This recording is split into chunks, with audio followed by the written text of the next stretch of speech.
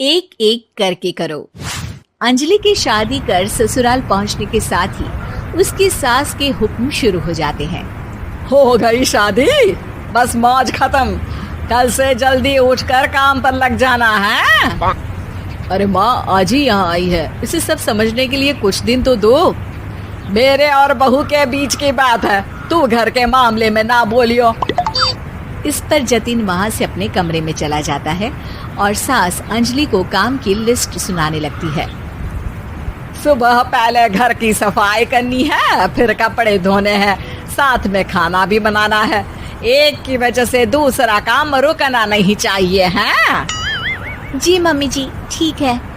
ये कहकर अंजलि अपने कमरे में चली जाती है। अंजलि, मम्मी हमेशा बोलती थी बहू आएगी तो उनका काम हल्का होगा, पर मुझे नहीं पता था कि वो काम हल्का करने की जगह टाल ही देंगी। कुछ नहीं होता, ये सब मैं अपने घर में भी तो करती थी, मुझे आदत है, कोई दिक्कत नहीं होगी। ठीक है, पर अगर कुछ हो तो बता देना। दोनों सो जाते हैं और अगली सुबह से अंजलि जल्दी उठ के सास के बताए कामों में जुट जाती है, जिसमें वो जैसे ही कपड़े धोने लगती है तो सास वहाँ आ जाती है। अरे सुनो, ये कपड़े ऐसे नहीं धुलेंगे, सबको डिवाइड कर फिर एक एक करके अलग अलग धोने हैं। क्या एक एक कपड़ा अलग करके?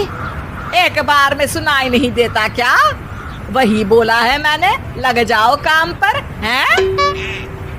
सास की बात मानते हुए अंजलि एक एक करके कपड़े धोना शुरू करती है, जिसे करते हुए आधा दिन बीत जाता है।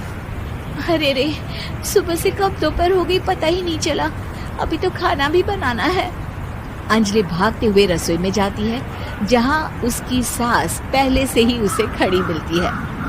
खाना बना लेना, देखो पहले पकोड़े तल दो और एक एक पकोड़े अलग अलग तलना, नहीं तो कोई कच्चा कोई पक्का रह जाता है।